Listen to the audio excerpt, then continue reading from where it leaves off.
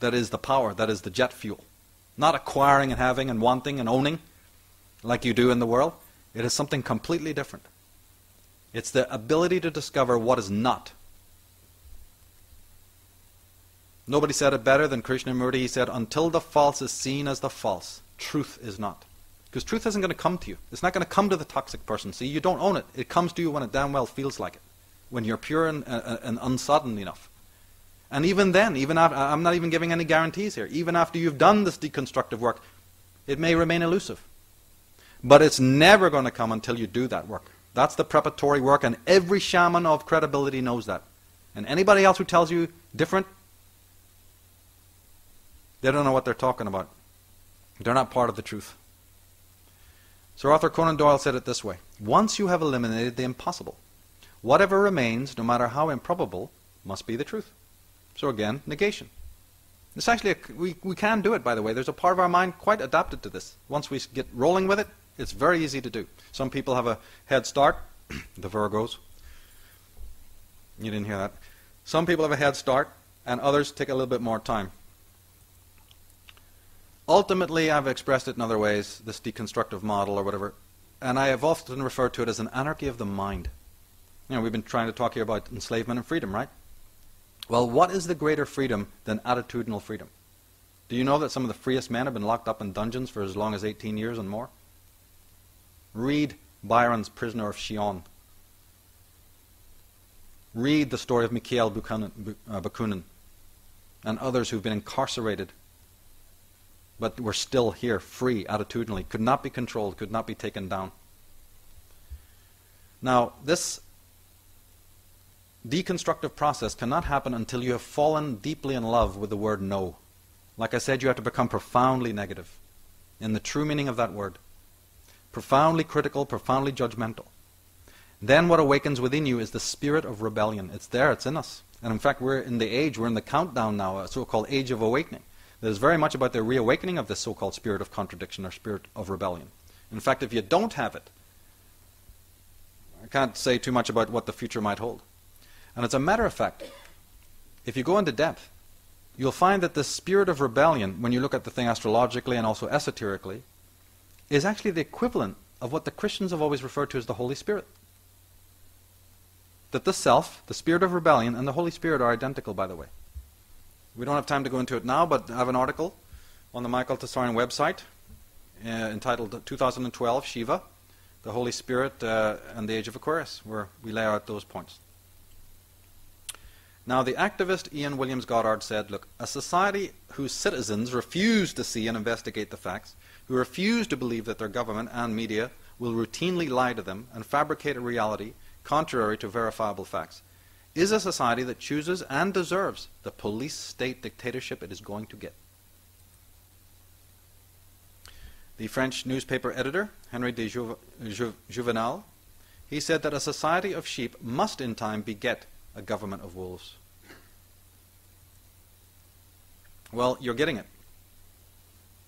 That government of wolves and predators and human lice is absolutely reigning supreme, patting themselves on the back, don't you know? Pulling up the ladders, don't you know? Melting things down, don't you know? Having a ball. Because as I said, these carrion crows and vultures, they feed off all of this state of decay. It's food for them, they love it. And then they have to reward their lackeys, reward their little minions, who we see in the public domain, the public eye. You know, they're the people's champions that I've described so many times before. And we don't realize who's pulling the strings. We don't realize why these guys one minute are wearing hammer and sickles and freedom and all of this, and the next minute they're having tea at Buckingham Palace and strumming chords at Prince Charles's birthday parties, singing him serenades, don't you know? Well, the soulless man requires the handrails provided by society. He's the perfect citizen of the global village. He happily exchanges his name for a number and casually exchanges sovereignty for security. Power drive replaces virtue. External status replaces moral superiority. Oh, don't use that word, Michael. Negativity and superiority, those are taboo words in the Orwellian state. He relies on experts. He is, however, deeply self-sadistic, and he manifests leaders who are as he is. The great philosopher from the 6th century BC, Pythagoras, said it this way: "Thou shalt know, self-chosen are the woes that fall on men. How wretched, for they see not good so near, nor hearken to its voice. Few only know the pathway of deliverance from ill." Self-chosen. But of course, what about the price? A man from not too far away from here, Henrik Ibsen, said that every man shares the responsibility and the guilt of the society to which he belongs. It's a feedback loop.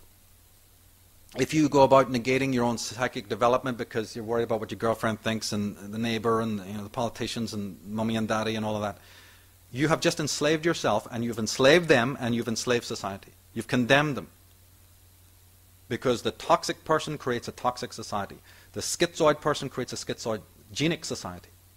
And the paranoid person creates the global village. You make the mud that creates the bricks, and you're handing it to these Gores and Bushes and whoever else, Brzezinskis and Kissingers. They're just building the wall, but you're handing them the bricks. Thousands of years, 399 BC. We're talking Plato here. States are as men. They grow out of human characters. We'll have a short pause while we change the slides, but I'll leave you with Aldous Huxley here. He says that in his Brave New World Revisited, the 21st century will be the era of the world controllers. So they're already predicting it. They know it's on its way. They got their fingers on the pulse of humanity.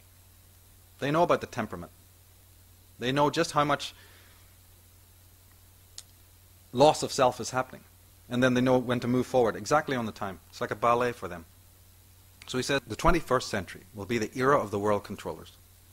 The older dictators fell because they could never supply their subjects with enough bread, enough circuses, enough miracles, and mysteries. And remember that line, mysteries, by the way, because when we talk about the difference between the esoteric and exoteric branches of religion, this will be important. He says that under a scientific dictatorship, education will really work. And most men and women will grow up to love their servitude and will never dream of revolution. There seems to be no good reason why a thoroughly scientific dictatorship should ever be overthrown. So the Architects of Control project, the series, looks at this question of technology in this regard, in this philosophical manner. To say, is that what these technocrats are about? Is that what Brzezinski's technotronic age is all about? Is that what the post-human world is about? And then next time we meet, next month, we'll be talking about that technotronic age. Is this the methodology that they're using? They're pushing through the movies and the ad copy because they really believe in this? And they know that man is just about ready to give up his very selfhood. He's come to quite a lot. He's gone quite far in that negation. He's gone quite far in that avoidance. So the time is right. And they will not be coming to our doors to jackboot us and incarcerate us. We will be going to them for the stamp. We will be crying out for their medications, crying out for their panaceas, and crying out to be an inhabitant in their global village. So see, in my work, I'm not really concerned about the global village. I am concerned about the so-called creature that's going to inhabit it. Maybe I don't want to live there with the kind of people, see? That's my concern. But being an optimist, you say, okay, let's look at that, but then let's discover what brings it about in the first place, because then maybe we can find the switch and turn it off. Because I'm not interested in a decorated incarceration. I'm not interested in a tyranny without tears. I'm not interested in being a smiling depressive. And I'm not interested in having a prison cell that's, cleaner and brighter and better than the previous one. Chains of gold are still chains. And in fact, we have kind of got soft in the West because of the affluence. We'll talk about this later also.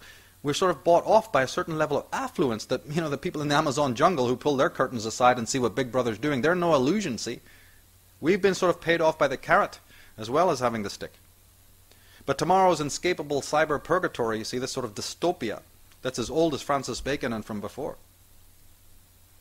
This is where you will find humanity being incarcerated, but the problem is if it's by his will if humankind want this kind of servitude or enslavement,